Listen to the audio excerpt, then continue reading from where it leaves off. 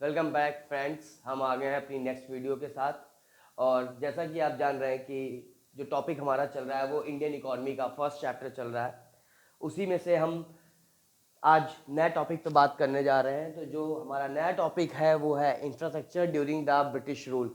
आप देख रहे होंगे इस बार मैंने थोड़ा सा और इसे इजी कर दिया है, समराइज्ड कर दिया है, और जो कि पैटर्न है एमसीक्यू बेस्ड, उसके अकॉर्डिंग्स ही मैंने मेन पॉइंट्स के क्वेश्चंस भी यहाँ पे बना लिए हैं ताकि बच्चों को कोई प्रॉब्लम ना हो।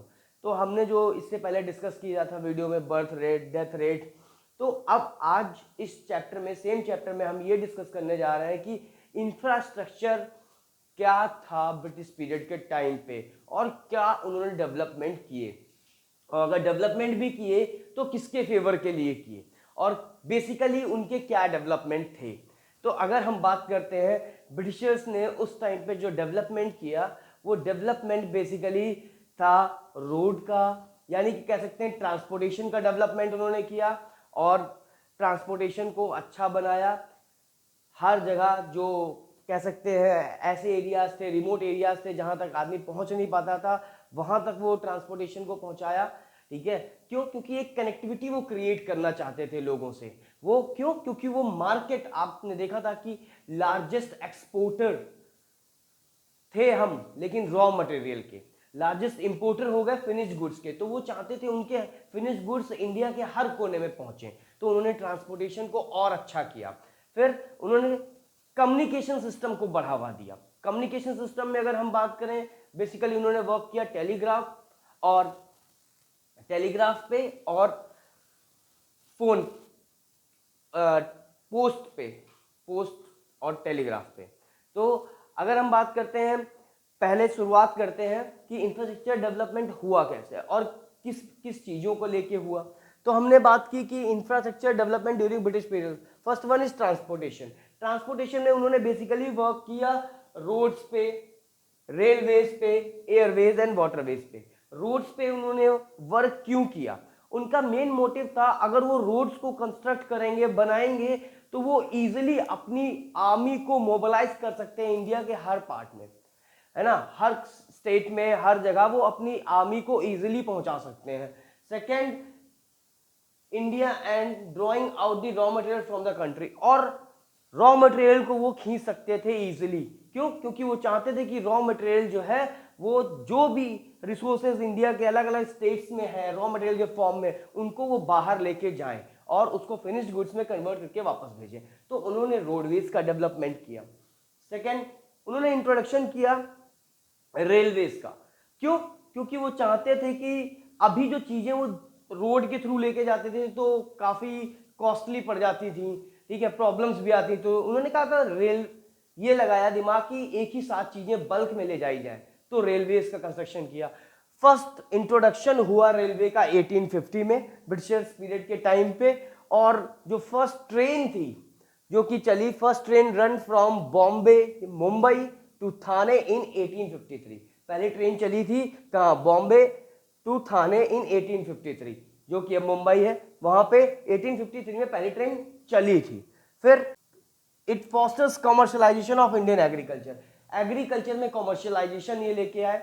मतलब आपने देखा था कि अभी तक जो इंडियंस थे वो बेसिकली अपने भर का खेती कर रहे थे और कमा रहे थे, खा रहे थे, लेकिन खेती जो थी उनकी वो सिर्फ प्रिमिटिव वे में हो रही थी, यानी कि उतना खेती की जितनी अपनी जरूरत है। लेकिन उन्होंने खेती को कमर्शलाइजेशन बनाया, कैश क्रॉप्स में कन्वर्ट किया, जो कि हमने पहले डिस्कस किया था कि कैश क्रॉप्स उगवाना शुरू कर दिया, लोगों को पैसे पहले देने लगे, जिसकी वजह से हुआ क्या? निगेटिव इफेक्ट आया। निगेटिव इफेक्ट क्यों आया भाई? जाहिर सी बात है, जब सारे लोग इंडिया में कैश क्रॉप्स उगाने लगे, cash crops so called cotton, jute, नील, ओपियम, जिसे आपने बोला इंडिगो, नील, है ना, ओपियम, इन टी, इन सब चीजों का जब ज्यादा प्रोडक्शन होने लगा, तो जो बेसिक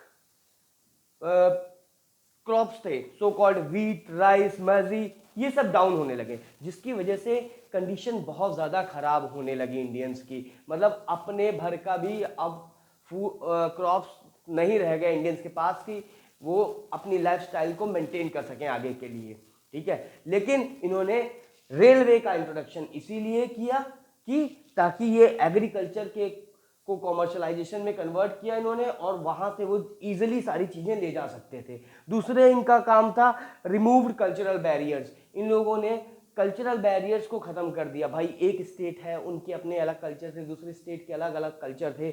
जब रेलवे चलने लगी तो हुआ ये कि लोग एक दूसरे से मिलने लगे, ठीक है, एक दूसरे के कल्चर को अपनाने लगे, है ना, परचेज एंड सेल होने लगी अलग अलग स्टेट्स में। तो ये सब किसकी वजह से हुआ? रेलवेज की वजह से। Now Airways and waterways, Airways and waterways, जब कोई चीज बल्क में ले जाई जाती थी तो एयरवेज और वाटरवेज से भी हम ले जाया जा सकते थे। Now the second point is communication. Communication में आपने देखा, कम्युनिकेशन में बेसिकली इन लोगों ने दो चीज पे काम किया, एक पोस्ट एंड एक टेलीग्राफ। पोस्ट जो थी, पोस्ट इसलिए इनके लिए हेल्पफुल हुई ताकि ये एक दूसरे तक मैसेजेस पहुंचा सकते थे इजीली, है ना, और ये इन्होंने किया अपने ही काम के लिए, लेकिन बाद में हमारे काम आया। तो ये पहला post, first stamp was introduced in 1852। पहला स्टैम्प उस टाइम 1852 में आया था। और टेलीग्राफ की अगर बात की जाए तो first started in 1853। Telegraph India में पहली बार 1853 में ब्रिटिशर्स के द्वारा ही स्टार्ट किया गया था। तो ये बेसिकली दो मेन पॉइंट थे जो कम्युनिकेशन को बढ़ावा देते थे, और ये ब्रिटिशर्स सिर्फ अपने यूज के लिए उस टाइम उन्होंने यूज लेके आए थे, जिससे ताकि उनका इजी हो जाए कम्युनिकेशन। बैठे बैठे दूर से वो सारी चीजें संभाल रहे थे और वो धीरे धीरे डोमिनेंस अपनी मार्केट का बढ़ा रहे थे। तो चलिए अब हम जो डिस्कस करने जा रहे हैं वो हम डिस्कस करेंगे अब कि क्या कंडीशंस रहीं, क्या पॉजिटिव इफेक्ट आए ब्रिटिश पीरियड के इंडिया पे। Now positive impacts of British rule in India. जैसा कि मैंने बात की थी कि अगर ब्रिटिशर्स ने हमसे बहुत कुछ लिया, बहुत कुछ वो लेके गए, तो बहुत कुछ वो देके भी गए। हालांकि पूरा का पूरा मोटिव उनका ही प्रॉफिट था, सब कुछ उन्होंने अपने लिए किया, लेकिन जो सिस्टम वो प्रोवाइड करके गए उस सिस्टम की वजह से आज हम बहुत आगे हैं। तो क्या इफेक्ट आए? इफेक्ट ये आए कि कॉमर्शलाइजेशन ऑफ एग्रीकल्चर, जो कि जैसा अभी मैंने पहले बात की कि एग्रीकल्चर जो था प्रिमिटिव वे में अपने ही लिए खाली खेती कर रहे थे, लेकिन उन्होंने एग्रीकल्चर क्योंकि आपसे मैंने बात की थी 85% of the Indian population are totally dependent on agriculture at that time. तो अगर 85% लोग एग्रीकल्चर पर डिपेंडेंट थे और एग्रीकल्चर ही मेन सोर्स था लाइवलीहुड का, तो उसमें लोग कर क्या रहे थे? सिर्फ अपने भर का कमा रहे थे? नहीं। तो ब्रिटिशर्स ने बताया कि आप इसमें ऐसी ऐसी क्रॉप्स को उगाइए जो बाहर जाएंगी, आपको अच्छा खासा पैसा देंगे, जिसकी वजह से लोग अपनी लाइवलीहुड को आगे बढ़ाने में कामयाब रहे। हालांकि लालच में आके उन्होंने बहुत ज्यादा कॉमर्शलाइजेशन कर दिया एग्रीकल्चर में, तो वो अपने लिए भी क्रॉप्स नहीं उगा पाए, वो अलग बात है। लेकिन एग्रीकल्चर में कॉमर्शलाइजेशन ब्रिटिशर्स ने ही लोगों को बताया, इंडियंस को बताया, ताकि उन्होंने फिर अपने वही कॉमर्शलाइजेशन की वजह से काफी पैसा भी कमाया, अपनी जिंदगी को आगे भी बढ़ाया, ठीक है, और फार्मर्स प्रॉस्परस होने लगे day by day with the same commercialisation in agriculture. Second क्या था? Development of infrastructure. जैसा कि मैंने अभी इससे पहले ही बात की, ब्रिटिशर्स आए तो उन्होंने इंफ्रास्ट्रक्चर, रोडवेज, रोड्स को, ट्रांसपोर्टेशन को, रोड्स को, रेलवेज को, शिप एंड वाटरवेज को, सबको डेवलप किया, पोर्ट्स बनाए, बड़े बड़े रेलवे ट्रैक बनाए। आज भी ब्रिटिशर्स की बनाई हुई रेलवे ट्रैक्स जो है वो कामयाब है, और ऐसी जगह से उन्होंने जोड़ रखा है जहां के आज भी नई ट्रैक्स वहां पे नहीं बन पाई, लेकिन वो ट्रैक्स आज भी चल रही हैं। क्यों? क्योंकि वो चाहते थे कि ज्यादा से ज्यादा वो रॉ मटेरियल अपने यहाँ पहुंचा सके। तो रेलवे एक वे था कि वो वहां से सारे रॉ मटेरियल लेके जाते थे, पोर्ट्स पे पहुंचाते थे, और वाटरवेज और शिप्स के थ्रू जो उन्होंने कहा वो इजीली उसको फॉरेन लेके जाया करते थे। स्विस कैनाल, वाटरवेज में उन्होंने, मैंने आपको पहली वीडियो में भी डिस्कस किया था स्विस कैनाल के ऊपर, है ना। तो इन सब चीजों की वजह से उन्होंने डेवलपमेंट, इंफ्रास्ट्रक्चर डेवलपमेंट बहुत किया।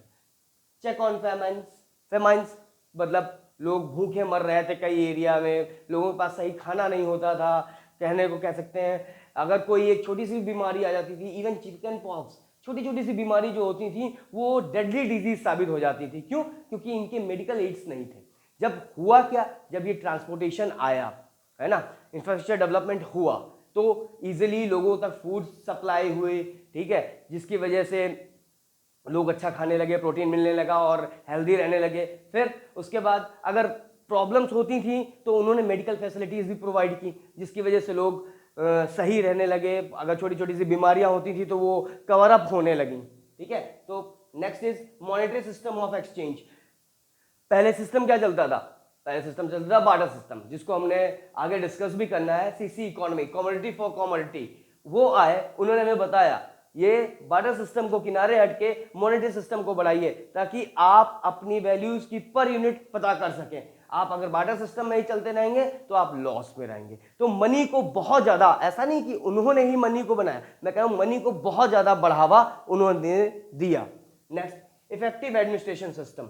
नाउ आपसे जैसे मैंने कहा, कम्युनिकेशन के थ्रू उन्होंने एडमिनिस्ट्रेशन सिस्टम को बहुत अच्छा बनाया, इफेक्टिव बनाया, जिसकी वजह से उन्होंने लॉ एंड ऑर्डर्स कंट्री में मेंटेन किए। एक ऐसी सिचुएशन थी जहां पर सारी चीजें एकदम डिस्ट्रैक्ट थी, मतलब कह सकते हैं कि डिस्टर्ब थी। जो मना रहा था वो आदमी कर रहा था, उन्होंने एक लॉ एंड ऑर्डर सिस्टम बनाया और वो इजी हुआ किस वजह से? कम्युनिकेशन, पोस्ट और टेलीग्राफ्स की वजह से, ठीक है। तो ये सारी चीजें थी जो पॉजिटिव इंपैक्ट्स थे ब्रिटिशर्स के। अब भाई देखिए, बात है पॉजिटिव भी है निगेटिव भी है, दोनों ही एस्पेक्ट्स हैं। जैसा कि हमने ये पूरी वीडियो में डिस्कस किया, अब हमारे पास इसी वीडियो से कई क्वेश्चंस उठते हैं जो कि हमने पहले भी लिख रखे थे। मैंने कहा टेलीग्राफ कब आया, पहला पोस्ट कब हुआ, ट्रेन कब पहली चली, क्या क्या वेज थे, किस वजह से ये इफेक्ट हुए, पॉजिटिव क्या क्या इंपैक्ट थे ब्रिटिशर्स के। तो ये सारे वन वर्ड में क्वेश्चंस बन सकते हैं आपके लिए, ठीक है। तो और ऐसी वीडियोस में बनाता रहूं तो प्लीज उसके लिए लाइक एंड सब्सक्राइब जरूर करिए। और मैं आपको न्यू पैटर्न पे, अभी हम एक नया कोर्स स्टार्ट करने जा रहे हैं जो 1 महीने में मैं कवर करूंगा सारा पार्टनरशिप का और सारा ही सारा इकोनॉमिक्स का। पार्टनरशिप, शेयर्स, अकाउंट्स का मतलब पार्टनरशिप, शेयर्स, रेशियोज, ठीक है, ये सारी चीजें हम कवर करेंगे उसमें। और ये 5 से 10 मिनट की वीडियो आपकी हुआ करेंगी, जिसमें हम मोस्टली समराइज्ड वे में वर्क करेंगे। Okay, so till then, goodbye, take care.